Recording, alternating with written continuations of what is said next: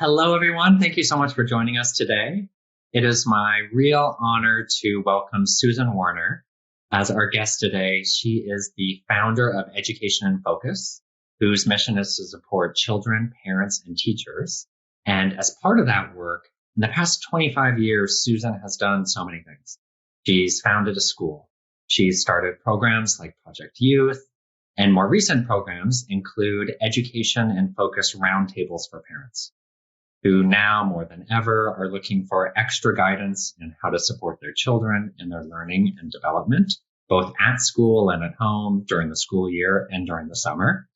All very relevant topics for today, which is why I'm so excited to welcome you. Thank you so much for joining us, Susan. Thank you, Brian. It's so great to be here, to be part of this conversation about education. I've heard a lot about it. And as you mentioned, I've been in the education space for many, many years, but in an unconventional way. I started a small innovative school in Bozeman, Montana back in the mid-90s. Back then, we certainly weren't connected to the world in the same way that we are today. So I had to be very creative with how I used resources. It was K through 12. We called it BCS. And the essence of the school was its focus on the actual learning, the process of learning. We zeroed in on what we were actually doing and weren't so distracted by the external markers of success like grades and testing. Felt that if we focus too much on that, we may miss out on what's really beneficial for the child. And that's not to say that grades and testing aren't important, because they're necessary to help students move through a system. But I really feel that if a child has the time to delve into what they're learning, that's the most important thing, and grades don't always reward that. For those of you watching, BCS is actually how I first came to know Susan. This was a moment early in my educational career when I was really looking at the diversity of school options, from public schools, independent schools, private schools, charter schools, Montessori schools. This was in the early 2000s when there was so much innovation with or without technology happening. And so, of course, BCS was on my charter, or was on my radar. And I knew something special was happening there. So Susan, I didn't mean to interrupt you, but I wanted to give that context because even in those early days, I knew something special was happening with the school, but also your pedagogical approach. So maybe you could share a little more about that. Well, yes, I have an example. Probably it was 15 years ago at our school. So there was a fourth grader, a young girl, and she really struggled with fraction division. She could get the right answers, but she was just so confused about what was going on. And when she asked the rest of us, the teachers, why you multiply by the reciprocal to get the correct answer, none of us could give her a good answer. And so she set out on this quest to figure out what is really happening in fraction division. And we gave her all the time that she needed. And one day, the light bulb went off and she knew what was happening, and she came to explain it to us. And it was a day of enlightenment at the school, because it was so thrilling that she had worked for a couple of months to figure this out. And that was a real sense of accomplishment and a feeling of pride. And it's a kind of thing in learning that takes time. Can't rush that. So as we marched through the 12 grades, the curriculum certainly changed from fraction division and became a little bit more complex in other ways. But our focus on the process of learning was always present. And what's interesting about that is the more that students focused on what they were actually doing, the more impressive were the outcomes. So we had the luxury of small class sizes, and it really was a luxury to be able to explore some of these ideas. But it was always my intention, always my hope that one day I could share what we were doing there with a larger group of children and parents. And so when the doors of the school closed, that's why I started these programs, Project Youth, roundtables for parents, and other things as well. So I suppose if we've learned anything during these past few months, we've learned a lot that we probably wish we didn't have to learn. But regarding education, I feel that education is at its best when it's true collaboration among parents and teachers, children, and technology. And when there's a huge amount of respect and appreciation that's going in all directions. Susan, as I heard you describe the school, there were words that jumped out to me. Focusing on process, communicating the why, longer projects, drawing connections between things. All of those words collectively, I would describe as related to creativity and the creative process and putting interesting things together. Would you describe some of the work you're doing as creativity? And I guess a follow-up question there is what does creativity mean for you and your pedagogy? Well, I have this saying that means something to me, which is creativity can take wing when it's grounded in knowledge. And sounds like nice words, but it really means something.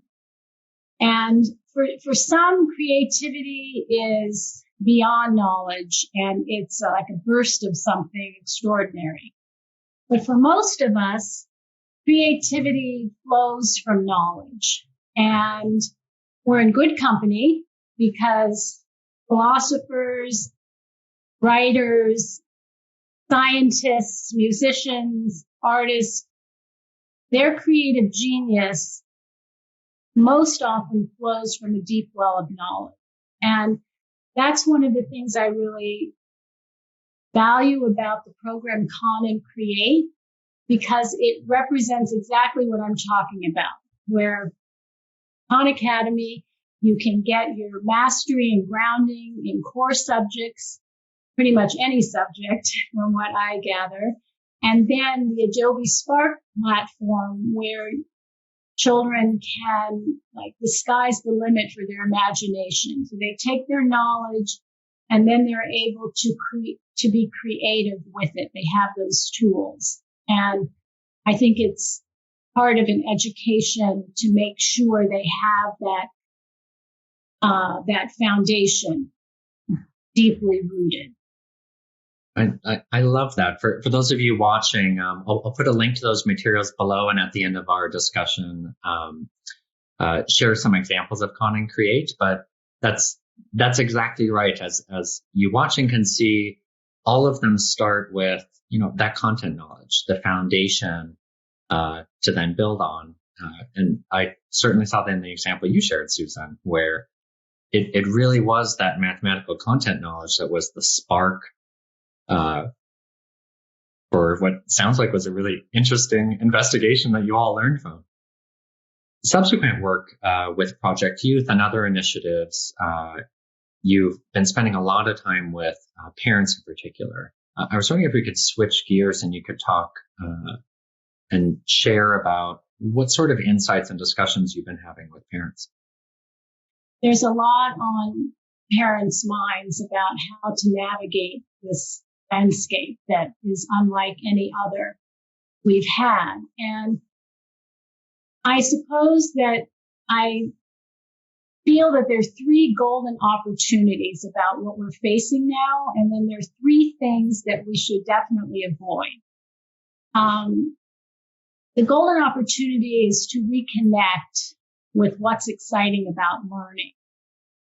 We all know the 4-year-old who doesn't care if it's the school year or summer vacation, the school day or evening, learning and fun and life are kind of all wrapped into one. So I look at this summer as an opportunity to reconnect with some of that. It's also an opportunity for parents to really bond in learning with their children. And this is really powerful because when a child feels that we're really interested in what they're learning and what they care about, that's really empowering for them. And for the parent, we're all in this continuum of learning, and it's very exciting to learn alongside a child. I mean, I learned a lot about fraction division from the fourth grader at our school, but don't ask me now to explain it. And it's also, this summer is an opportunity to create structure and stability for the child in an environment where there's been a lot of upheaval in their educational life. The 3 don'ts are important. So if I have a moment, I'd love to share those. Please do. Don't try and recreate what summers have been in the past, because this one is like no other. So let's do something creative with it. Also, try not to focus on whether your child is at grade level or beyond grade level or at grade level. It really doesn't matter. What matters is that you take where they are and you move it one step forward and another step forward, because wanting to meet those goalposts doesn't help you get there. You've got to focus on where you are. Otherwise, it's about cramming information and getting them to a place, but it's not long term. It's kind of short-lived development. And then the third thing that I probably care most about is don't worry about finding the perfect resources. There's no magic in perfect resources. There's magic in how we use the resources that we have. Whatever your situation is, you can make the best of that, not feeling if you have something else, then the education will be better. For example, a child can learn as much from a patch of weeds at the local park as they can from the grandeur of a redwood forest. It's not about what the thing is, it's about the process, how you approach it, the investigation of the weeds, the process of learning about them and following different tangents. That's what I believe really, really matters. So, okay, I love those opportunities and things to avoid. So to quickly summarize, I heard reconnect with what's exciting about learning, bond with the learning process with your children, and add structure and stability. And then don't try to recreate what summers have been in the past. Don't get too hung up on grade level, and don't worry about finding the perfect resources. Sage advice. Now I'm going to give you the complex task of give us an example of something that you think does all the right things and avoid some of the things that are less important. Through Project Youth, we had a young child who's one of our students, and his mother's single mother and worked so many hours. And she was desperate to bond with her child through his learning, 5 years old. But she didn't have a lot of time. So we constructed a unit. He was really interested in big cats. And so we designed a unit where she and her son could spend time as soon as she got home from work, 30 minutes a day. The two of them bonded over these big cats, and they would read about them, draw pictures, and they kept a journal. watched documentaries together, went to the Bronx Zoo several times to look at the beautiful animals there, the big cats. And it was a really special experience because, she was worried that she couldn't spend enough time with her child. But children know when we're thinking about them and when we care about what they're learning. And it doesn't have to be all the time. It can be a note or a message that is left for the child in the morning. Text during the day, say what happened in that story, or as soon as you get home, that's what you're interested in talking about, and over dinner. So this was an example of kind of a beautiful summer experience that this mother and her son shared over, bonding and learning. And you mentioned an example for the things that we shouldn't be doing. We had a young emerging reader, six years old, and the mother was concerned that he wasn't at grade level. And so, she was worried about that, and understandably so.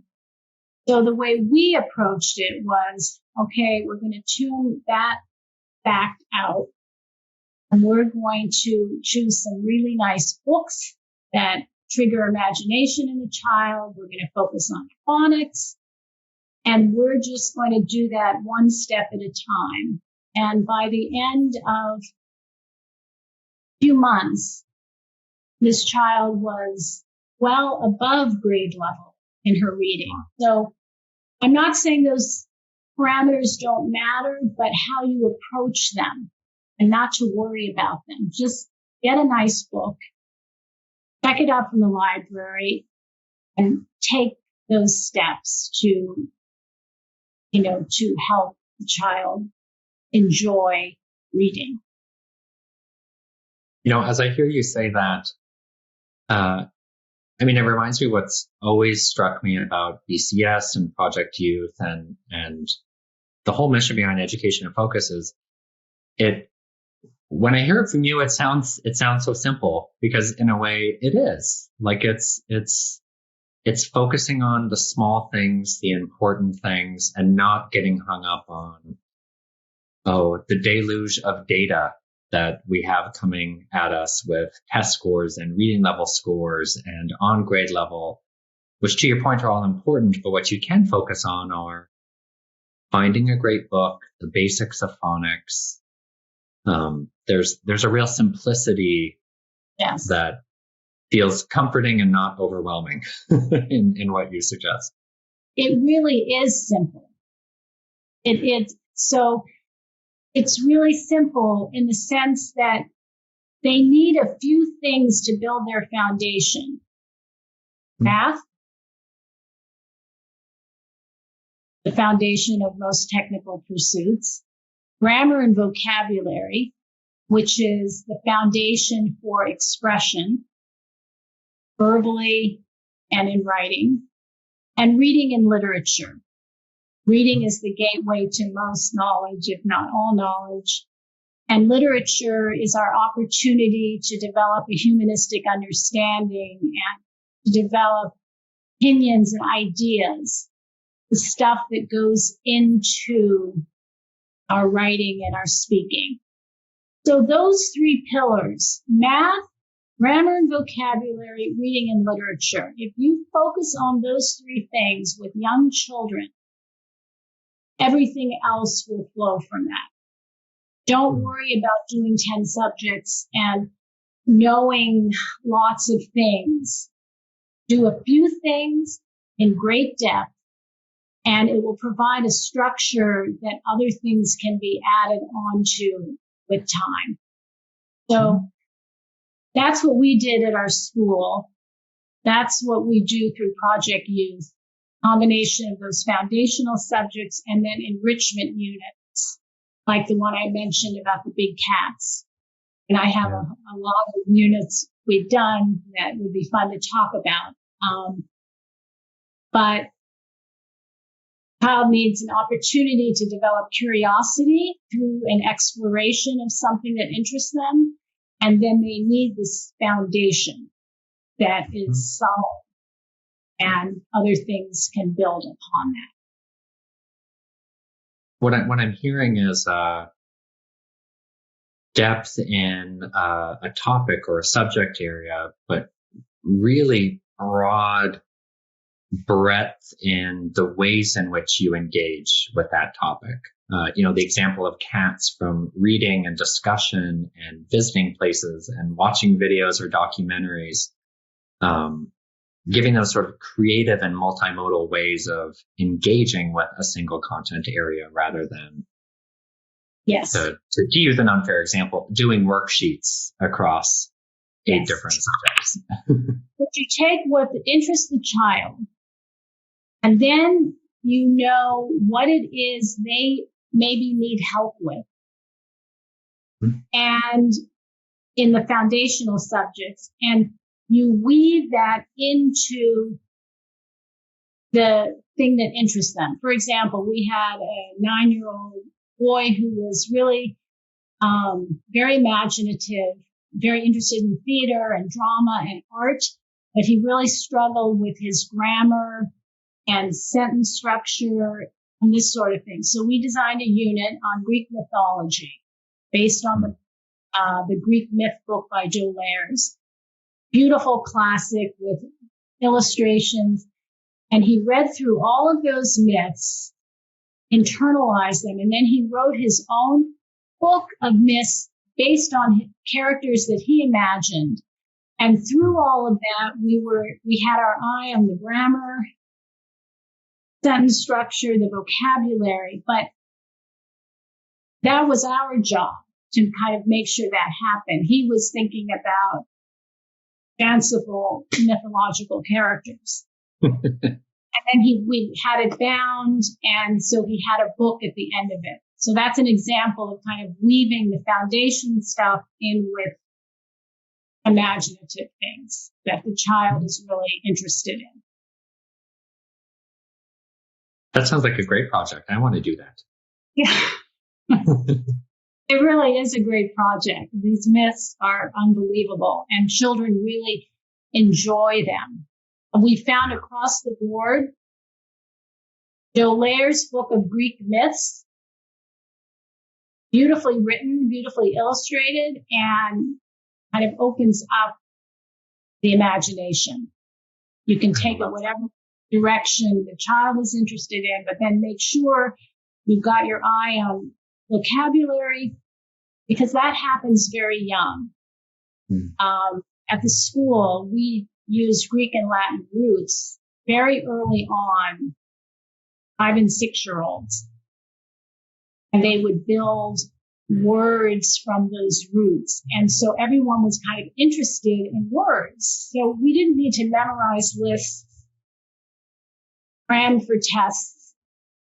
Words and building them, finding words that had roots in them was part of the whole experience.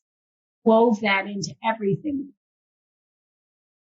But then at the time where you have to take your SAT tests and your standardized tests and all of that, the words are part of them. And you don't have to spend hours going through Princeton Review study books to study for those tests. You don't have to do that. Really engage learning early on about the 3 things I mentioned. Yeah. It pays back big dividends in the educational development. I promise you.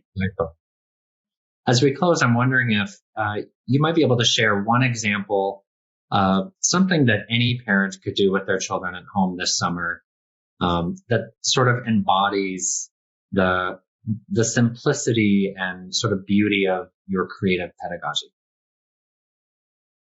Well, one example does come to mind. Something that we did with a family of 4 children through Project Youth City, and it was an imaginary travel unit. When we were designing units of study for these children, they all wanted to go to Italy. Sure, why they all had this in their, but it wasn't an option to actually go to Italy for their family. So we thought, we're going to go to Italy. We're going to learn so much about Italy. And at the end of it, we're going to take our parents on a tour within the 4 walls of our small New York apartment. And this unit went on for a couple of months. One child learned about the dome in Florence, Brunelleschi Dome. Another about the buried city of Pompeii. Another one, the Leaning Tower of Pisa, the Statue of David. I mean, it went on and on. They became experts about these different cultural sites in Italy. And at the end of it all, they went on this 10-day tour every night after dinner. They brought their tour books that they had put together themselves. Amazing. With paper mache models and, backdrop of the sites. And they, every night after dinner, presented 1 or 2 cultural sites that they had become experts in. And it was really such a beautiful experience to see this unfold. And maybe one day they'll be able to go to Italy or maybe not, but they have been there in their imagination and they're learning. 99% of it happens before you go places anyway, if you really are learning about it. So this summer, we've all kind of been in lockdown. And to me, for a child to be able to go anywhere in their imagination this summer and go to the Greek islands or the Galapagos Islands or Paris, anywhere they want, and you as a parent can help shape that for them, find resources, internet resources, library resources, and let them imagine and learn about another place. And I feel that especially after what we've all been through, and some of us are still in quarantine, depending upon where we live, this would be a really liberating unit for a child. And so there are so many things I love about that example. I love how flexible it is, right? Students can learn or can choose any destination. They could choose the moon. They could choose the cell of a body and journey through mitochondria. They could choose Middle Earth, and it's all about Lord of the Rings. But there's also so many opportunities for students to share that with their parents. That could be, I love the example of a book. It could be a website. It could be a video they make. It could be Spark video, a Spark post, Absolutely. Anything. Yes. So, and it speaks to one of your tenets you were discussing, or you're sharing with us earlier, structure and stability. I love that sense of you do your learning and creating throughout the day, and then the routine is after dinner. Yes. We're all gonna do that little adventure together. Right, because the accountability is important to have some level of formality where that child presents what they've learned. It can happen every night at dinner or once a week or, after 2 months of preparation. But that accountability matters. Susan, thank you so much for sharing this wealth of insights. Thank you for all the work you've done with your schools and programs and students, teachers, and parents like myself. It's been a real pleasure for those of you who are watching. Susan, thank you so much. This was a pleasure. Thank you, Brian. Pleasure is all mine. It was fun.